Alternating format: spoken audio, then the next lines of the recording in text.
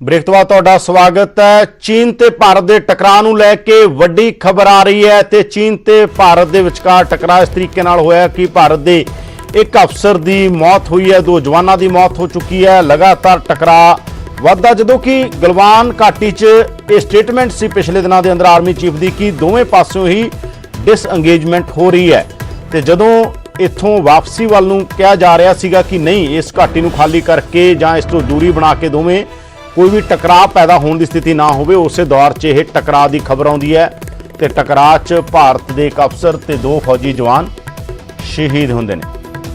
Brigadier Harwant Singh साडे नाल ने, गलबात करदे हां उन्हां दे नाल। हरवंत जी, किस तरीके नाल देख रहे हो जदों कि पिछले दिनों के अंदर दोवां ही मुल्कां दे अंदर एक मिनिमम कह दिए जां एक सांझी सहमति बनी सीगी कि हाँ वो भी पिछे हट गए सी, इधरों भी पिछे ते अगे कोई इस तरह की गल ना होवे, ਉਹਦੇ बावजूद साडा एक जवान शहीद 2 जवान शहीद हुए ने, एक ऑफिसर शहीद हुए ने। मेरे हिसाब नाल साडी सरकार ने सानू पूरी खबर नहीं दिती। वो कह रहे सी कि पिछे हट रही ने, साडी गलबात हो रही है, साडा सब कुछ हो रहा है। वो मेरा ख्याल एक रोजी पिक्चर पेंट कर रहे सी। सिचुएशन वो नहीं होनी जिहड़ी सानू जनता नूं दस्सिया जा रहा है। जनता नूं ठीक खबर नहीं दी जा रही, उत्थे सिचुएशन टेंस होनी और चाइनीज ने जान बुझ के सानू ह्यूमिलेट करने वास्ते साडे ते अटैक किया ताकि साडा एक बेइज्जती होए, साडा मोरल डाउन होए और उन्होंने जिहड़ा इलाका लै रखिया ओनू उत्थे रखी रखन, खाली ना करन। मेरे हिसाब नाल ये बहुत सीरियस गल है। और हालांकि सानू दस्सिया जा रहा है कि गलबात हो रही है, पीछे हो रहा है, डीएस्केलेशन हो रहा है, ये हो रहा है, वो हो रहा है, वो मेरे ख्याल सब उनकी विशफुल थिंकिंग थी। वो सिचुएशन ठीक नहीं थी, वो बिल्कुल एक किस्म का वन साइडेड विशफुल थिंकिंग थी कि शायद हो जाएगा। और चीनी ने उन्होंने फायदा उठाया और सानू उन्होंने ह्यूमिलेट किया और सारी कैजुअलिटी की और अपना जो कब्जा उन्होंने किया है वो खाली नहीं करनगे जिन्ना चिर असीं बहुत सख्त कार्रवाई नहीं करते। तुहानू की लगदा स्थितियां किधर नूं जाणगियां, अगे किधर नूं जाणगियां स्थितियां जिस तरीके का माहौल बन रहा है? ये डिपेंड करता है कि हुण तक 6 तरीक तो लैके अज तक स्थिति की हुई सी, क्योंकि सानू गवर्नमेंट ने कोई खबर नहीं दी, सिर्फ ये दसिया कि गलबात हो रही है। मैंने कोर कमांडर की गलबात हुई, फिर major general level, brigadier level, colonel level गल हुई थी, पर वो गलबात का की रिजल्ट होया किस तरह चल रही थी उसदे बारे किसी को कोई पता नहीं। ये सिर्फ गैसवर्क है, ये सिर्फ गवर्नमेंट ही दस रही है। अगर ये एक किस्म का इम्प्रॉम्प्टू एक्शन है तो दूजी गल है, अगर चीन ने सोच समझ के ये एक्शन किया है सानू डाउन करने वास्ते तो ये दूजी गल है। तो यही जवाब तो ही दे सकते हैं जो सानू सिचुएशन क्लीयर होएगी। अजे सिचुएशन क्लीयर नहीं है। साडे नाल हरबंस जी तुसीं जुड़े हो, साडे नाल अशोक मेहता भी जुड़े ने, ब्रिगेडियर उन्हां नाल गलबात करदे हां। अशोक जी, किवें देख रहे हो इस पूरी घटना नूं? इंटरनेशनल पॉलिटिक्स दे संदर्भ विच भी की चीन दबाਅ दा काम बना रहा? जदों कि करोना तो बाद बहुत सारी पॉलिटिक्स हुई, चीन किते ना किते आइसोलेट भी होया।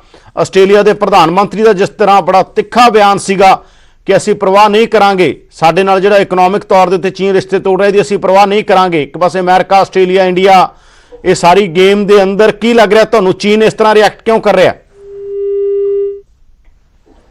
तो अशोक मेहता शायद साडे नाल नहीं, उन्हों का फोन असीं कोशिश करते हैं दोबारा। हरवंत सिंह साडे नाल जुड़े हुए हैं। हरवंत जी, अगर इस सवाल का जवाब तुसीं देना चाहो, तुहानूं की लगदा जिहड़ी इंटरनेशनल पॉलिटिक्स के अंदर डिवेलपमेंट्स हो रही ने उहदा भी एक रिएक्शन है?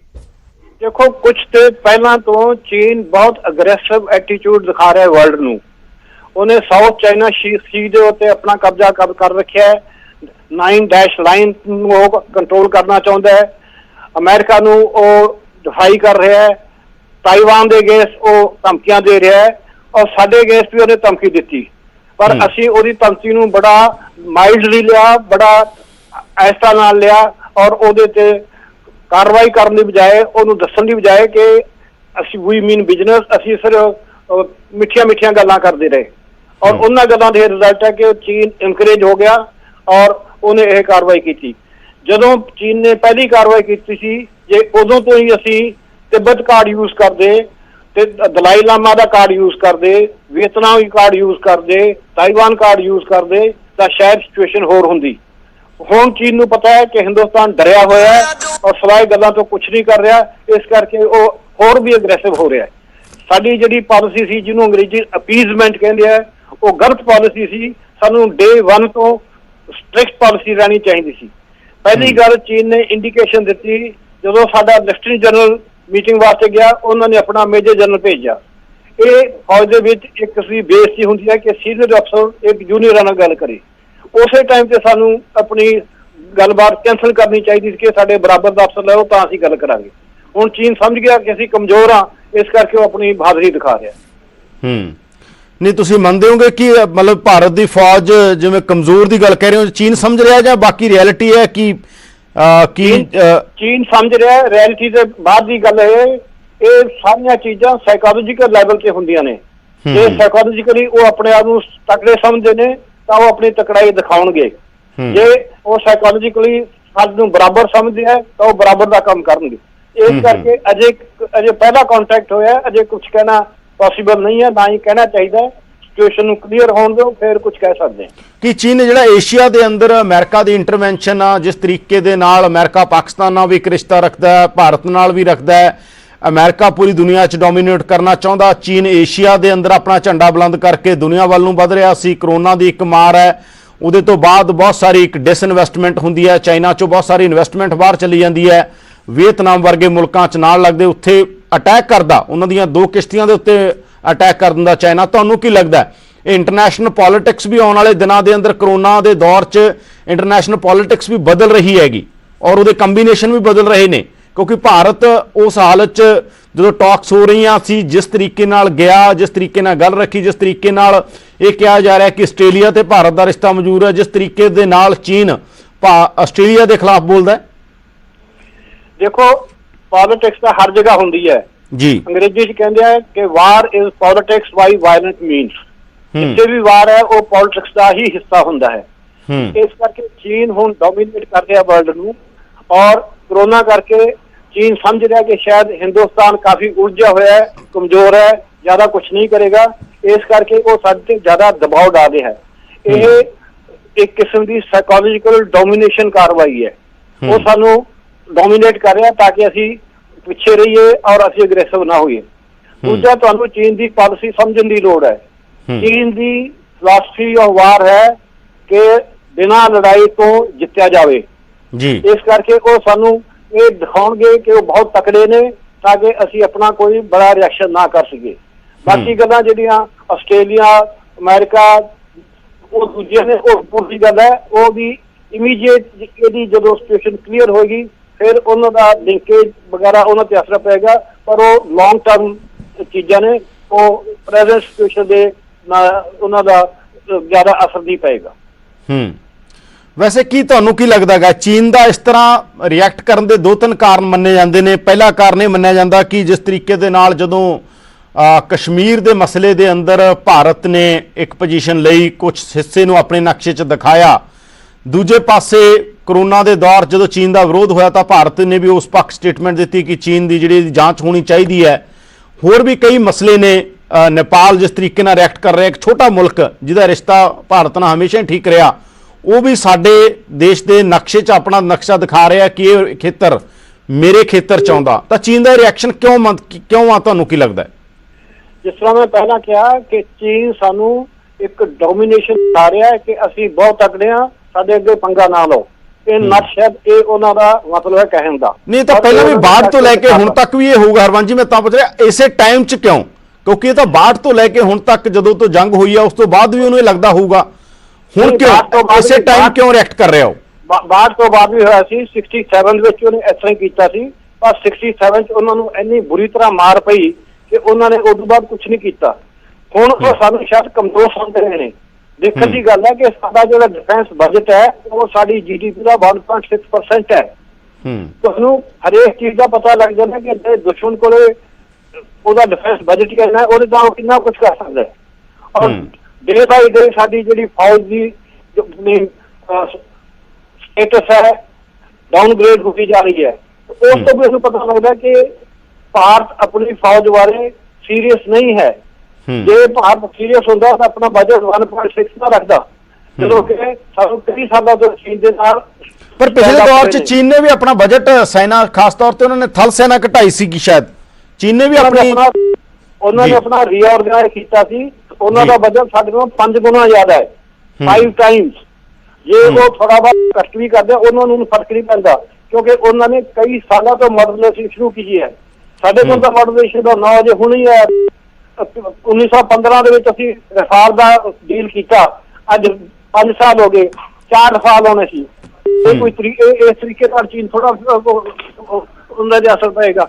ਇਸ ਕਰਕੇ ਚੀਨ ਸਾਨੂੰ ਕਮਜ਼ੋਰ ਸਮਝਦਾ ਹੈ ਕਿ ਜਿੰਨਾ ਚਿਰ ਅਸੀਂ ਆਪਣੀ ਤਾਕਤ ਨਹੀਂ ਦਿਖਾਉਂਦੇ, ਚੀਨ ਇਸ ਤਰ੍ਹਾਂ ਕੰਮ ਕਰਦਾ ਹੀ ਰਹੇਗਾ। ਪਰ ਤੁਹਾਨੂੰ ਲੱਗਦਾ ਕਿ ਤਾਕਤ ਦਿਖਾਉਣ ਦੇ ਮਸਲੇ 'ਚ, ਜੇ ਦੇਖੋ ਡਿਪਲੋਮੈਟਿਕ ਲੈਵਲ ਤੇ ਹਮੇਸ਼ਾ ਇਹ ਕੋਸ਼ਿਸ਼ ਹੁੰਦੀ ਹੈ ਮੁਲਕਾਂ ਦੀ ਕਿ ਜੰਗਾਂ ਯੁੱਧਾਂ ਵੱਲ ਨਾ ਜਾਇਆ ਜਾਵੇ, ਜੰਗਾਂ ਯੁੱਧਾਂ ਮਸਲੇ ਦਾ ਹੱਲ ਨਹੀਂ ਹੈਗੇ, ਜੰਗਾਂ ਯੁੱਧਾਂ ਨੇ ਹਮੇਸ਼ਾ ਦੁਨੀਆ ਦੀ ਤਬਾਹੀ ਕੀਤੀ ਹੈ, ਲੋਕ ਮਰਦੇ ਨੇ ਔਰ ਸਭ ਕੁਝ ਤਬਾਹ ਹੋ ਜਾਂਦਾ ਹੈ, ਤਾਂ ਭਾਰਤ ਦੀ ਜਿਹੜੀ ਉਹ ਪਾਲਿਸੀ ਤਾਂ ਠੀਕ ਹੈ, ਪਰ ਤੁਹਾਨੂੰ ਲੱਗਦਾ ਹੈ ਕਿ ਉਹ ਪਾਲਿਸੀ ਕਦੇ ਫਿੱਟ ਬੈਠ ਸਕਦੀ ਹੈ, ਜਾਂ ਤੁਹਾਨੂੰ ਲੱਗਦਾ ਟਕਰਾਅ ਹੋਰ ਵਧੇਗਾ?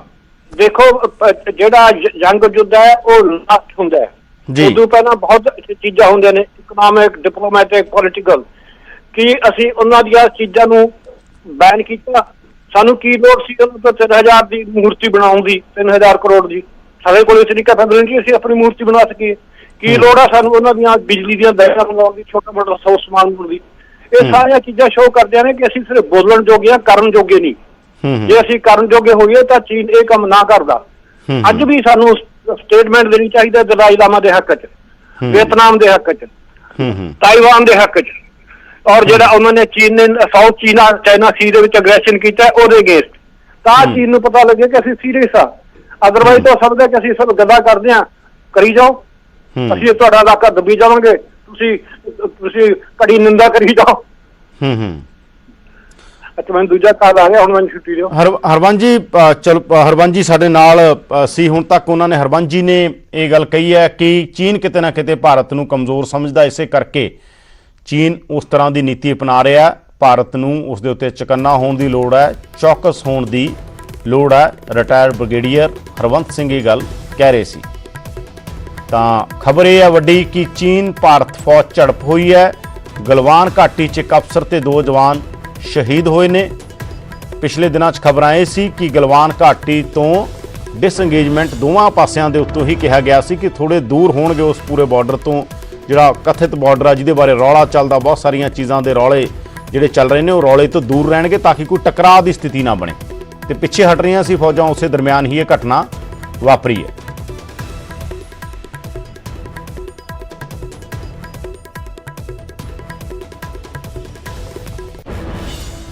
ਤਾਂ ਲਗਾਤਾਰ ਖਬਰ ਜਿਹੜੀ ਆ ਰਹੀ ਹੈ, ਦੁਖਦ ਖਬਰ ਹੈ, ਔਰ ਸਾਡੇ 2 ਜਵਾਨ ਚਲੇ ਜਾਣਾ ਤੇ ਇੱਕ ਅਫਸਰ ਦਾ ਚਲੇ ਜਾਣਾ। ਤੇ ਗਲਵਾਨ ਘਾਟੀ 'ਚ ਜਿੱਥੇ ਪਿਛਲੇ ਦਿਨਾਂ 'ਚ ਟਾਕਸ ਚੱਲ ਰਹੀਆਂ ਸੀ, ਜਿੱਥੇ ਕਿਹਾ ਜਾ ਰਿਹਾ ਸੀ ਕਿ ਚੀਨ ਤੇ ਭਾਰਤ ਇੱਕ ਸਹਿਮਤੀ ਦੇ ਨਾਲ ਅੱਗੇ ਵਧਣ, ਇਹ ਟਕਰਾਅ ਦੀ ਸਥਿਤੀ ਨੂੰ ਪੈਦਾ ਨਾ ਕਰਨ, ਪਰ ਟਕਰਾਅ ਦੀ ਸਥਿਤੀ ਲਗਾਤਾਰ ਪੈਦਾ ਹੋ ਰਹੀ ਹੈ।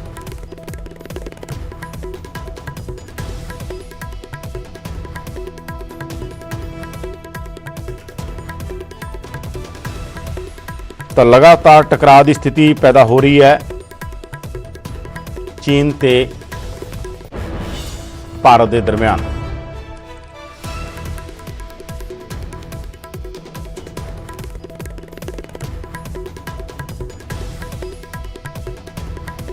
ਅਸੀਂ ਕੋਸ਼ਿਸ਼ ਕਰ ਰਹੇ ਹਾਂ ਕਿ ਹੋਰ ਮਾਹਰਾਂ ਨਾਲ ਗੱਲਬਾਤ ਹੋਵੇ, ਫੌਜ ਦੇ ਅਹੁਦਿਆਂ ਤੇ ਰਹੇ ਜਾਂ ਹੋਰ ਜਿਹੜੇ ਮਾਹਰ ਨੇ ਉਹਨਾਂ ਨਾਲ ਗੱਲਬਾਤ ਹੋਵੇ, ਉਹਨਾਂ ਦੇ ਨਾਲ ਅਸੀਂ ਗੱਲਬਾਤ ਕਰਕੇ ਇਸ ਮਸਲੇ ਨੂੰ ਸਮਝਣ ਦੀ ਕੋਸ਼ਿਸ਼ ਕਰਾਂਗੇ।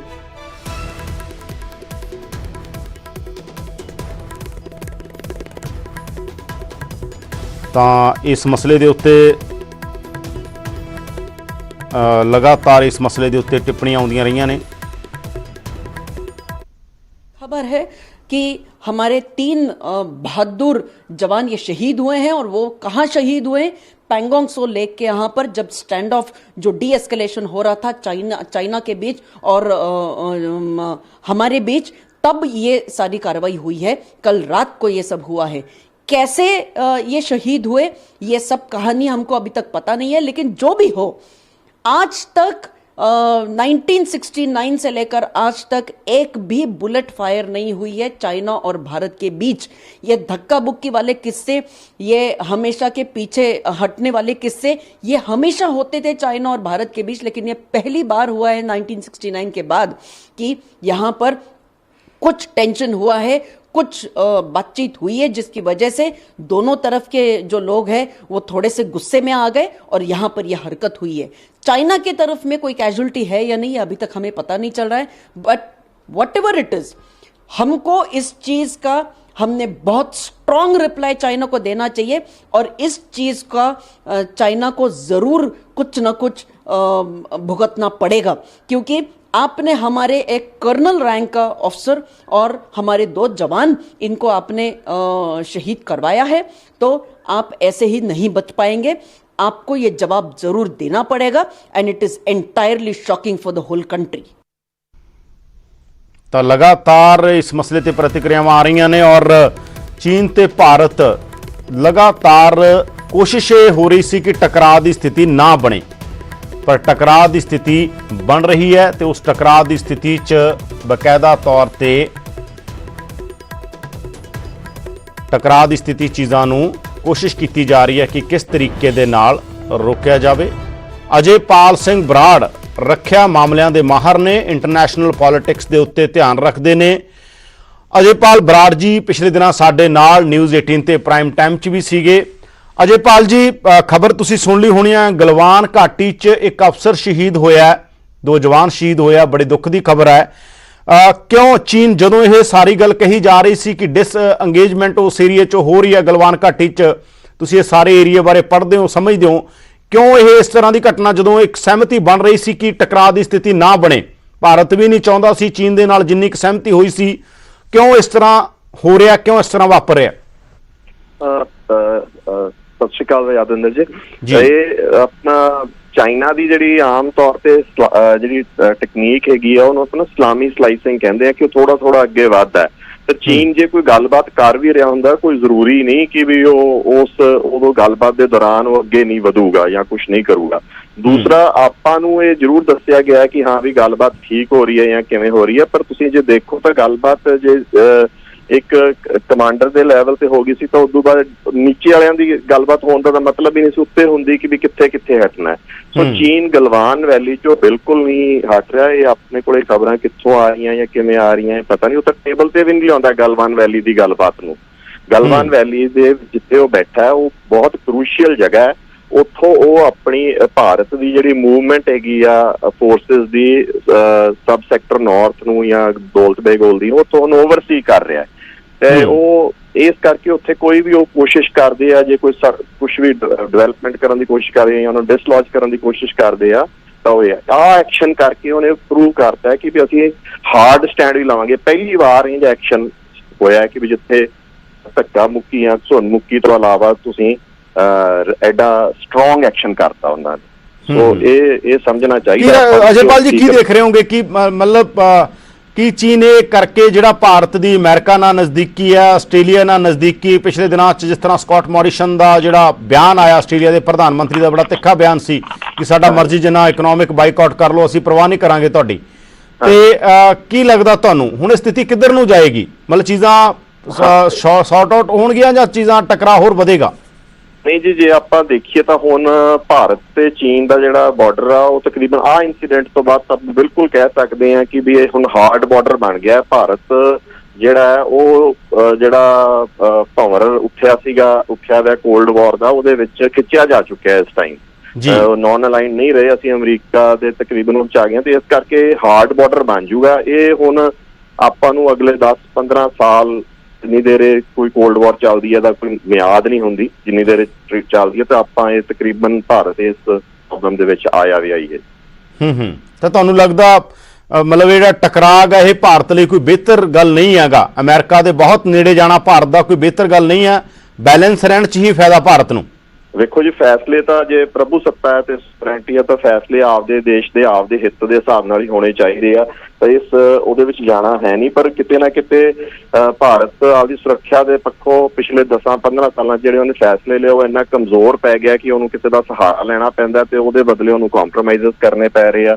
ਤਾਂ ਕਿਤੇ ਨਾ ਆਪਾਂ ਇਹ ਕਹਿ ਸਕਦੇ ਹਾਂ ਕਿ ਸਰਕਾਰਾਂ ਦੀ ਜਿਹੜੀਆਂ ਹੈਗੀਆਂ ਉਹਨਾਂ ਦੀ ਸੁਰੱਖਿਆ ਤੇ ਕੂਟਨੀਤਿਕ ਜਿਹੜੀ ਪਾਲਿਸੀਜ਼ ਆ ਉਹਦਾ ਫੇਲੀਅਰ ਹੈਗਾ ਜੀ। ਧੰਨਵਾਦ ਤੁਹਾਡਾ। ਅਜੇਪਾਲ ਸਿੰਘ ਬਰਾੜ ਰੱਖਿਆ ਮਸਲਿਆਂ ਤੇ ਲਗਾਤਾਰ ਲਿਖਦੇ ਨੇ, ਲਗਾਤਾਰ ਬੋਲਦੇ ਨੇ, ਇੰਟਰਸਟ ਰੱਖਦੇ ਨੇ। ਤਾਂ ਉਹ ਕਹਿ ਰਹੇ ਨੇ ਕਿ ਕਿਤੇ ਨਾ ਕਿਤੇ ਸਾਡਾ ਫੇਲਿਅਰ ਵੀ ਹੈ ਕੂਟਨੀਤਿਕ ਤੌਰ ਦੇ ਉੱਤੇ। ਬੈਲੈਂਸ ਬਣਾਉਣ ਦੀ ਲੋੜ ਆਪਣੇ ਖਿੱਤੇ ਦੇ ਅੰਦਰ, ਔਰ ਖਾਸ ਤੌਰ ਤੇ ਜਿਹੜੇ ਗਵਾਂਢੀ ਦੇਸ਼ ਨੇ। ਜਿਵੇਂ ਵਾਜਪਾਈ ਨੇ ਬਹੁਤ ਇੰਟਰਸਟਿੰਗ ਗੱਲ ਕਹੀ ਸੀ ਪਾਕਿਸਤਾਨ ਦੇ ਸੰਦਰਭ ਵਿੱਚ ਕਿ ਦੋਸਤ ਤਾਂ ਬਦਲਿਆ ਜਾ ਸਕਦਾ, ਗਵਾਂਢੀ ਨਹੀਂ ਬਦਲਿਆ ਜਾ ਸਕਦਾ। ਇਹ ਵਾਜਪਾਈ ਨੇ ਕਿਹਾ ਸੀ ਕਿ ਦੋਸਤ ਬਦਲੇ ਜਾ ਸਕਦੇ ਆ ਪਰ ਗਵਾਂਢੀ ਨਹੀਂ ਬਦਲੇ ਜਾ ਸਕਦੇ। ਇਸ ਕਰਕੇ ਗਵਾਂਢੀਆਂ ਨਾਲ ਰਿਸ਼ਤੇ ਠੀਕ ਹੀ ਹੋਣੇ ਚਾਹੀਦੇ ਆ, ਗਵਾਂਢੀ ਮੁਲਕਾਂ ਨਾਲ। ਇਸ ਤਰ੍ਹਾਂ ਦੀ ਗੱਲ ਵਾਜਪਾਈ ਨੇ ਪਾਕਿਸਤਾਨ ਦੇ ਸੰਦਰਭ ਵਿੱਚ ਕਹੀ ਸੀ ਜਦੋਂ ਪ੍ਰਧਾਨ ਮੰਤਰੀ ਹੁੰਦੇ ਸੀ। ਤਾਂ ਇੱਕ ਬ੍ਰੇਕ ਲਈ ਰੁਕਦੇ ਆ। ਇਸ ਬੁਲੇਟਿਨ ਦੇ ਅੰਦਰ ਇੰਨੀਆਂ ਹੀ ਖਬਰਾਂ। ਅਗਲੇ ਬੁਲੇਟਿਨ 'ਚ ਦੇਖੋ ਪੰਜਾਬ ਦੀਆਂ ਹੋਰ ਨਵੀਆਂ ਤਾਜ਼ਾ ਖਬਰਾਂ।